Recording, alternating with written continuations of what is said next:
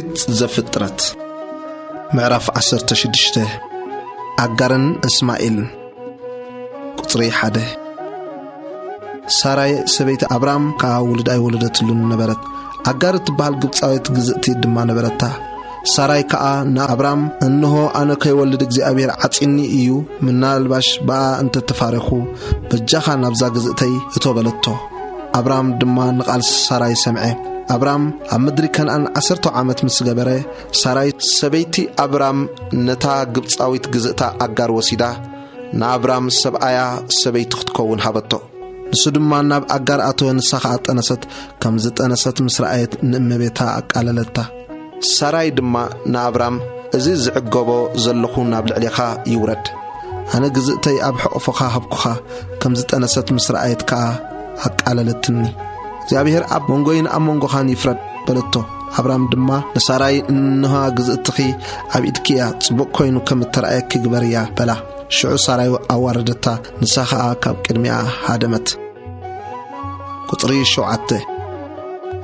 መልአክ እግዚአብሔር ግና ኣብ ጥቃ ዓይን ማይ ኣብ በረኻ ኣብ ጥቃ መገዲ ሹር ኣብ ዘሎ ዓይን ረኸባ ንሱ ድማ ኣቲ አጋር ግዝእቲ ሳራይ ካበይ መጽኺ ናበይ ስትኸዲ ኣለኺ ይበላ ንሳኻ አነ ኣብ ቅድሚ እመቤተይ ሳራይ አሃድም ኣለኹ በለት እቲ መልአክ እግዚአብሔር ከ ናብ እመቤትኪ ተመለሲ ኣብ ትሕቲ ኢዳ ድማ ትሕት በል ይበላ እቲ መልአክ እግዚአብሔር ከ ንዘርኺ ካብ ምብዝሑ እተልዓለኹ ቁጽር ክሳዕ ዘይከኣል ኣዝየ ከብዝሑ ይበላ እቲ መልአክ እግዚአብሔር ድማ እንሆ ጥንስቲ እኺ ወድኻ ክትወልዲ እኺ እግዚአብሔር መከራ ክሰምዒ እሞ ስሙ እስማኤል ኣውጽሉ ንሱ ኣብ መንጎ ሰብ ከም ኣድግበርኻ ክኸውን እዩ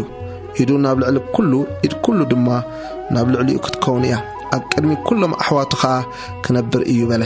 ንሳ ድማ ነተዝሪአንስ ኣብ ዝደሪአዮ ኢላ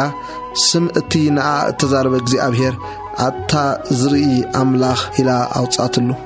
ስለዚ ትዒላ ብኤርሽ ለሓይ ሮይ ተባህለ ንሱ እንሆ ኣብ መንጎ ቃዴስን ባሬድን ኣሎ ቁጥሪ 15 አጋር ካና አብራም ወዲ ወለደትሉ አብራም ድማ ነቲ አጋር ዝወለደትሉ ወዲ ስሙ እስማኤል አውጻሉ በቲ አጋርና አብራም እስማኤል ዝወለደትሉ ጊዜ ድማ አብራም ወዲ 86 ዓመት ኮይኑ ነበረ